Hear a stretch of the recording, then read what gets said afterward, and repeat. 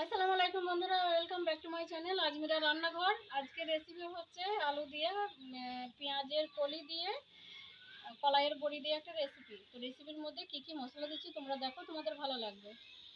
চলো, এই মুরগিগুলো খাচ্ছে আর আমি মনে করছি মাছ।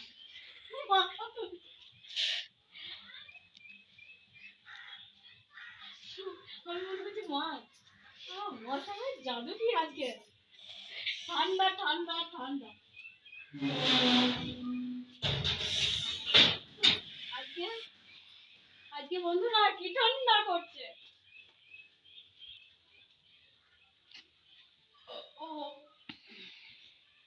পাস্তাটা এখানেই পড়ে রয়েছে তো, অল্প কটা পাস্তা আছে, অল্পই আছে। পাস্তাটা মানে রান্না করে ফেলতে হবে একদিন। আজ ঘর থেকে বেরোবো না বন্ধুরা, আজ ঘরের মধ্যেই বসে থাকবো, ঘর থেকে আজ বেরোবো না। ফ্লেমটা আমি অন করে দিলাম। কলাইয়ের বড়ি দিয়ে পেঁয়াজ কলি চচ্চড়ি হবে। গ্যাসের ফ্লেমটা আমি অন করে দিয়ে কড়াইটা আমি চাপিয়ে দিলাম। পেঁয়াজ কলি আলু বড়ি দিয়ে চচ্চড়ি হবে। প্রথমে আমি কড়াইয়ের মধ্যে সরিষার তেল দিয়ে দেবো বড়ি কটা ফ্রাই করে নেওয়ার জন্য।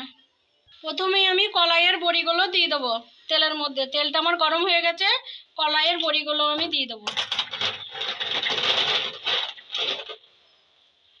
এই যে,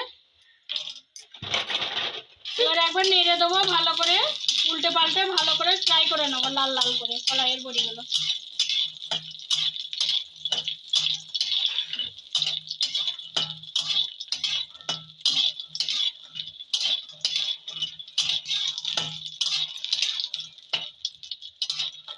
ভাঙা ছাদের বাড়ি আবার কেউ করে, ওরা ওইটা ছাদ দেয়, ওইরকম ছাদ দেয় যাদের মানে চিলেটা ভাঙে নাই বলে, সেই কারণে ওইরকম করেছে।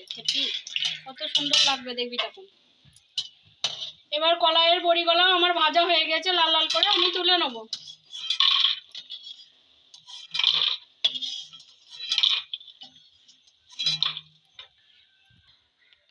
কড়াইয়ে অল্প কালো জিরে দিয়ে দেবো। 1 চামচের মতন আমি কালো সর্ষে দিয়ে দেবো। 2টো শুকনো লঙ্কা দিয়ে দেবো আমি। সব কটা উপকরণ আমি একবার নেড়ে নেবো।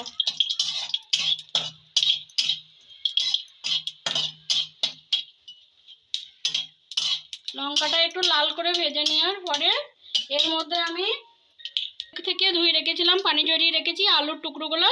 এবার আমি ওর মধ্যে আলুর টুকরোগুলো অ্যাড করে দেবো। একবার নেড়ে দেবো ভালো করে।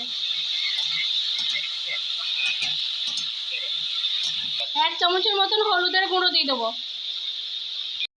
গুঁড়ো দিয়ে দেবো।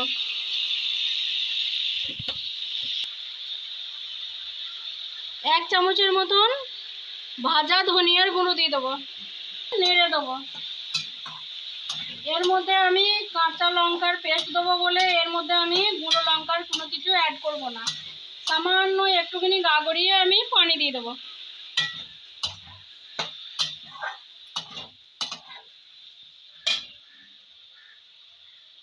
এক চামচের মতন আমি গোলমরিচের গুঁড়ো দিয়ে দেবো এর মধ্যে। অল্প একটু আমার সিক্রেট মশলা দিয়ে দেবো। সামান্য একটু সবজি মশলা দিয়ে দেবো।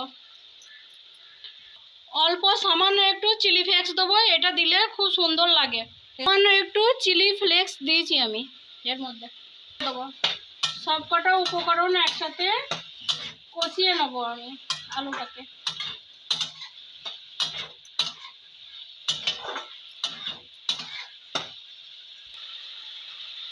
এক চামচের মতন আমি লবণ দিয়ে দেবো এর মধ্যে।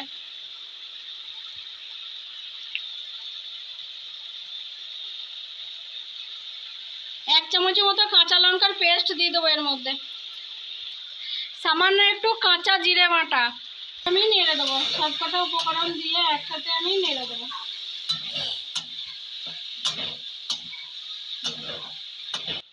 এই যে পেঁয়াজ কলিগুলো আমি কেটে রেখেছিলাম এর মধ্যে অ্যাড করব। এবার আলুগুলোর মধ্যে এবার অ্যাড করে দেবো পেঁয়াজ কলিগুলো।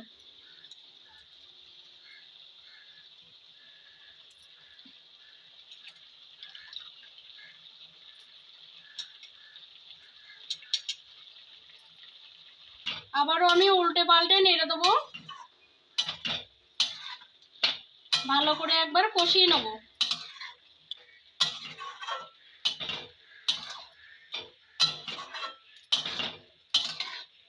এটা যত সুন্দর করে কষানো হবে তত টেস্ট হয়।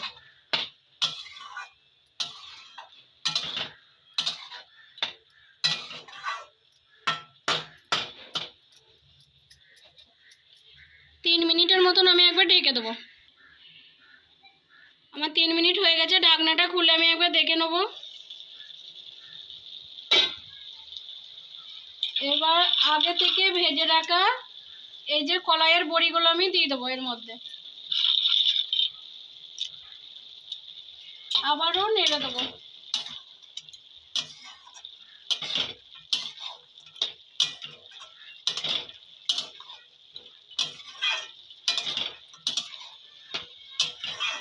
পাঁচ মিনিটের মতন আমি একবার ঢেকে দেবো। ঢাকনাটা খুলে আমি একবার দেখে নেব, আবারও একবার নেড়ে দেবো। পানি ছেড়ে এসেছে। যতটা এই কলির মধ্যে পানি ছিল ওই পানিতেই রান্নাটা হবে, আমি এক্সট্রা কোনো পানি দেবো না।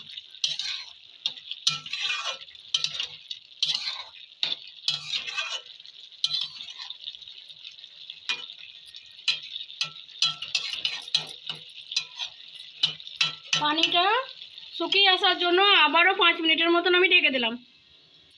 আমার 5 মিনিট হয়ে গেছে, একবার ঢাকনাটা খুলে আমি একবার দেখে নেব। রান্নাটা আমার 100% কুক হয়ে গেছে। এবার আমি গ্যাসের ফ্লেমটা বন্ধ করে আমি এবার নামিয়ে নেব। এই যে বন্ধুরা, পেঁয়াজকলি, আলু আর কলাইয়ের বড়ি দিয়ে একটা চচ্চড়ি করেছি। চচ্চড়িটা কত সুন্দর হয়েছে, দেখতেও কত সুন্দর হয়েছে, খেতেও ঠিক অতটাই সুন্দর হবে। একবার হলেও তোমরা বাড়িতে ট্রাই করো আমি যে প্রসেসে রান্না করেছি। এই যে, আসসালামু আলাইকুম বন্ধুরা, আমার আলু পেঁয়াজকলির কলাইয়ের বড়ি দিয়ে রেসিপি যদি ভালো লাগে লাইক, কমেন্ট, শেয়ার, সাবস্ক্রাইব করবেন। আমি যে প্রসেসে রান্না করেছি সেই প্রসেসে একবার হলেও তোমরা ট্রাই করো বাড়িতে। ছোট বড় বাচ্চা সবাই খেতে পারবে।